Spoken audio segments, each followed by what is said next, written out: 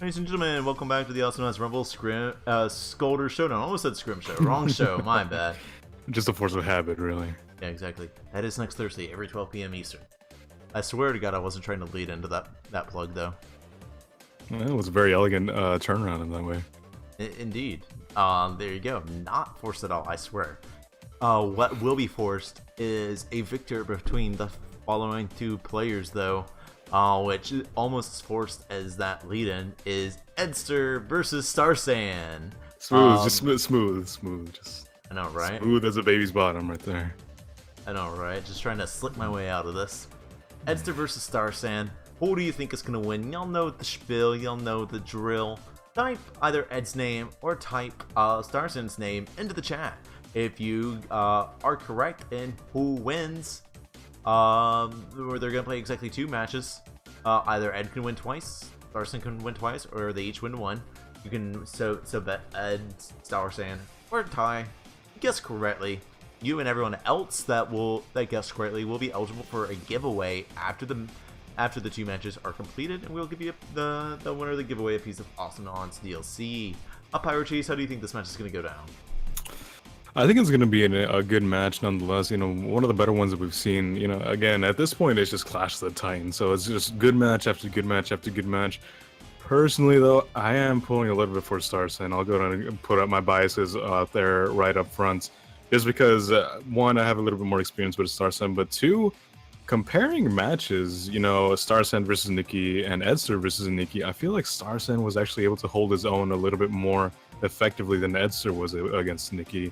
Overall, you know, either way, very, very close matches, but Starsan, you know, for how aggressive and how just to the tooth and nail that those matches were, Starsan was definitely able to keep up a little bit better than eddster was, in my opinion anyway. So, you know, when it comes down to one of the very rare cases where I'm like, who do I think is going to pull out the victor? I'm pulling a little bit for Starsan, actually.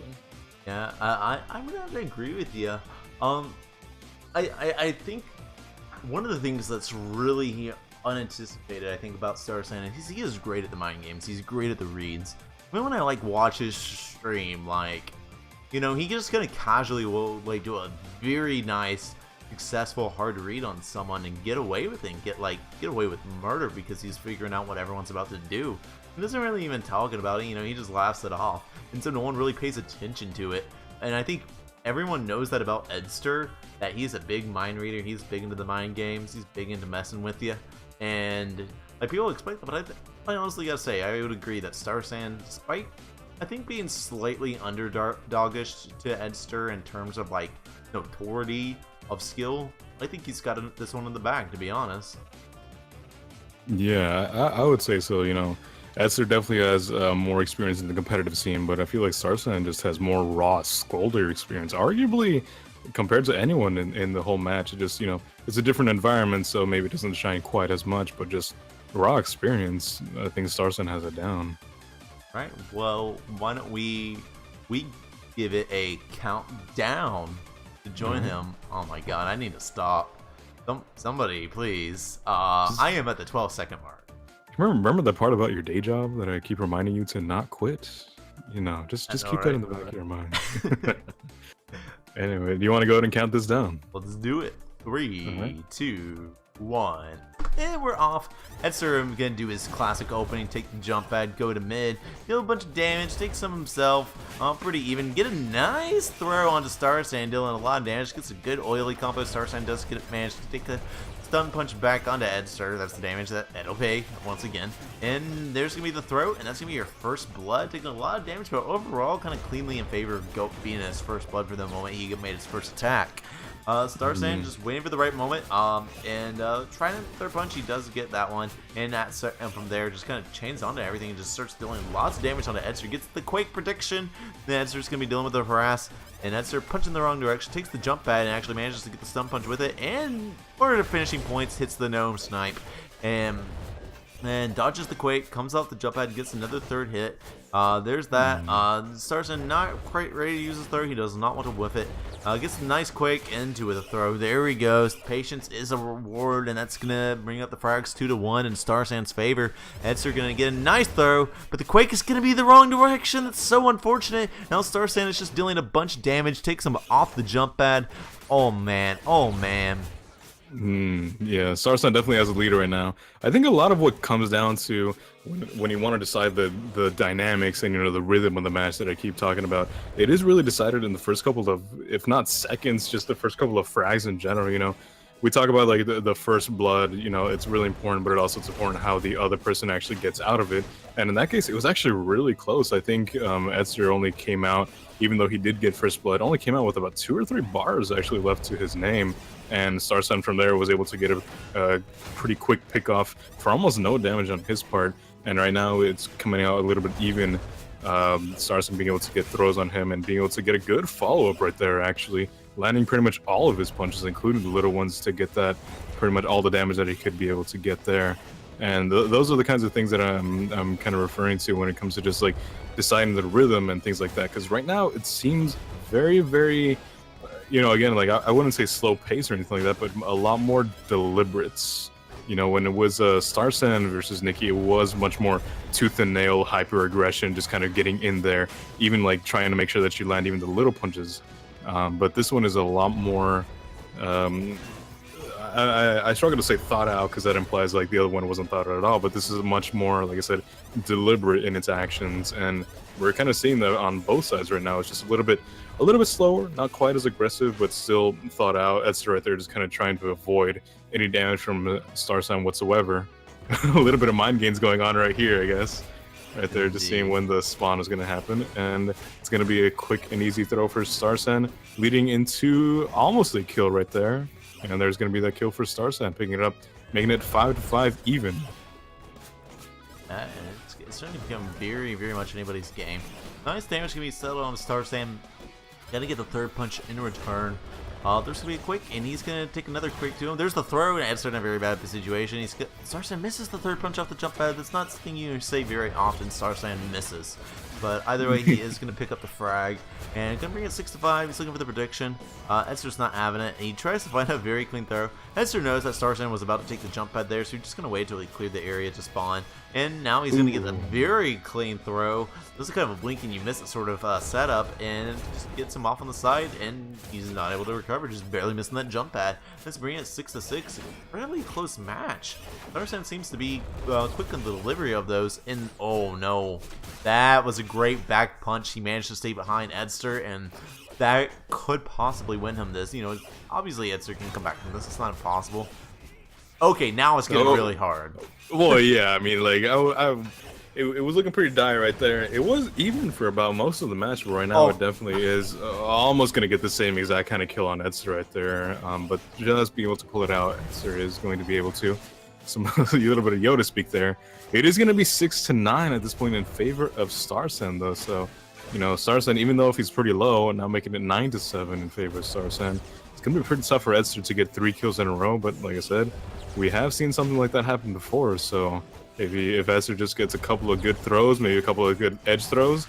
However, right there, he's not going to be able to capitalize on any of that, and it is going to go 10-7 in favor of Starsan. That was some very nice playing that we saw coming out from him. I'm not going to lie. It was, yeah. It was probably one of the more clean fights we've seen today. It wasn't really anything... Not too much fancy footwork, not a whole lot of missed abilities either. I think it was just straight, Skolldir versus Skolldir in a much more kind of fine-tuned way. Like I said, landing abilities, being able to capitalize on mistakes, which are inevitable, but nothing too outlandish or too out of the ordinary. Every once in a while there was one of those throws that that didn't need a setup, like I was talking about earlier with some of the other matches. But overall, just nice, clean play, nothing to really complain about, and we'll see what happens in this next match. Indeed, give me 1 second to load it up. One of the things I kind of really liked that we pretty consistently saw here was the lack of misses. Like, you talk about clean, I think the best way to kind of define it is just when someone just kind of very cleanly, without struggling, it doesn't look like it was kind of a... It doesn't look like it was that big of a deal for them to get the hit. just kind of, you know, did Skolldir things and go in. And they both had a bunch of attacks like that where, you know, they weren't missing that much at all. And, you know, it really comes down to the numbers crunching at that point, and, you know, being the first to figure out how to quite quickly catch someone off guard before they react, which is really the sort of plays that they make. And that's what translates to when they just you see someone go in and seconds later have that nice looking kill, and you know, gets that clean feeling of it.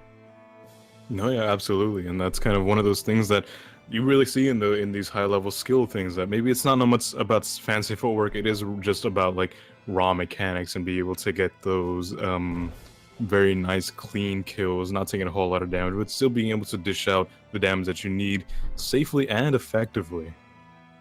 Indeed. That said, I am at the 12-second mark. Are you ready, my friend? I am indeed.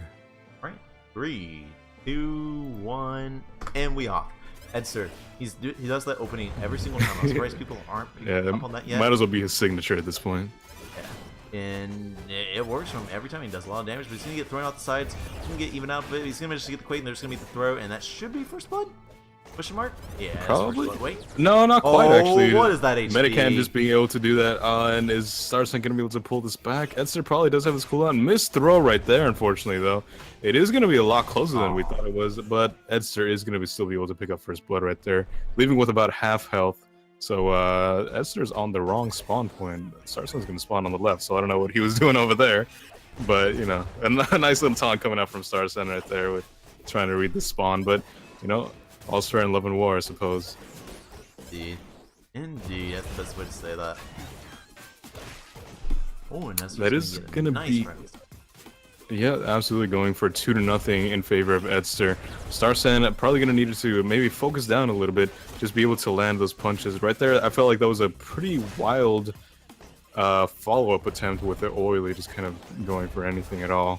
I think in this case, I almost feel like Starsan might be losing a bit of his edge as compared to the first one, frankly.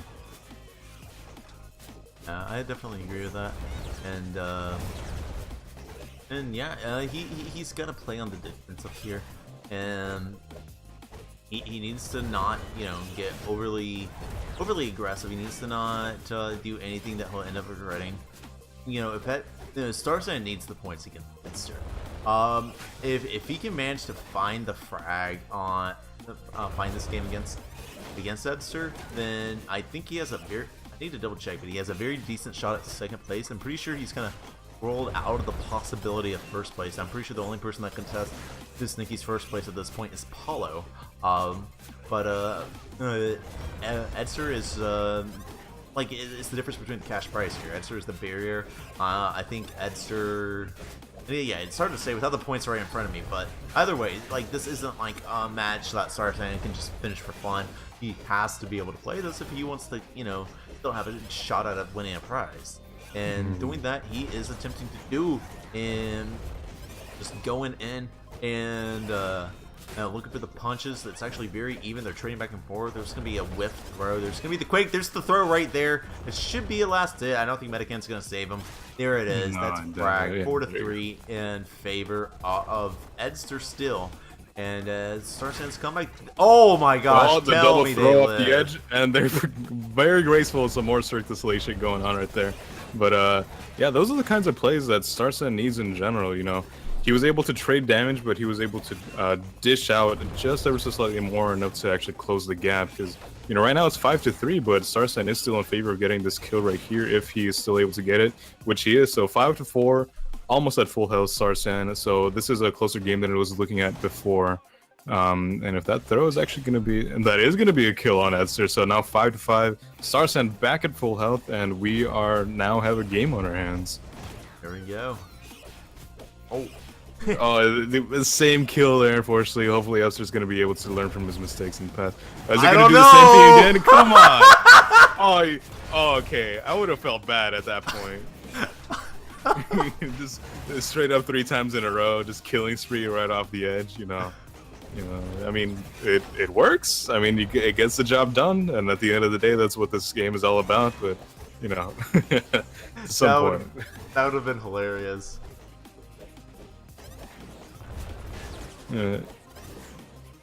But it's gonna be, man. This is a lot of revenge. throw kills. I think this is the most throw kills off the edge that we've seen in any single match. That was a very interesting stun. He almost like went into the floor of the jump head area. Oh. I managed to get not him right quite. off that. If it was a little bit further, then he would have definitely found that. They're going for the throw kills. I think they're enjoying the throw kills more than anything at this point. But Starsan's going to quickly bring it back to reality, get the kill in mid, using the oily spray on Bronze to get the frag. Oh, missed the stun punch, but eddster's got another where that came from. Again, using that oily. He's going to get the Quake and not find it, but Starsan's going to find his own Quake, and he's going to find a throw. We're going to put eddster down to half health. This is very close. It's 8-8. eddster is taking a lot of damage, though. Health-wise, Starsan has a major advantage here. He's going to go in for the frag and finds the punches, and there it is. Now he's got most of his health, not all of it. eddster going in for the frag. He's got the Quake. He's got the throw. He's got a bunch of stun punches. Starsan actually did get, Starsan got stunned out of his throw right there. I don't think it would have hit either way, but still, to get stunned out of that just consumes your cooldown. Oh, and that's gonna be Starsan down by a throw kill off the edge. Wow, didn't expect that to end as quickly as it did, but still, nonetheless, I think that's again, all's fair in love and war. That's what eddster was going for. I'm pretty sure he's like, okay, it's like tiebreaker, you know, he's gonna be careful, so I'm gonna be reckless, and he's not gonna expect it. And he nailed that prediction. That was a you could not nail that that spawn any more than I think eddster just did. And imagine, like, that was a second earlier or a second later, eddster would have whiffed the throw completely, and Starsan would have very likely have been the winner of this. Yeah, absolutely.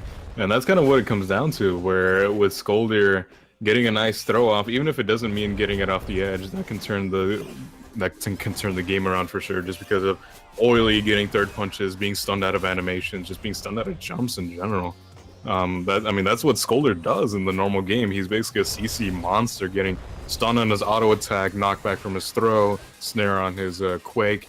You know, in any kind of team fight situation, he's basically a monster when it comes to having control over the situation. Indeed. That said, we have 2 more matches that we're gonna cast for y'all. Buddy Hunter and Starsan are gonna be duking it out for 3rd place. Okay, so it's gonna pretty much break down like this. Currently, Buddy Hunter and Starsan, they are. Let me double check before I say. Come on, but yep, they are actually tied right now. Is what I'm seeing. Hey, hold on a second. Let me double. I think I miscounted.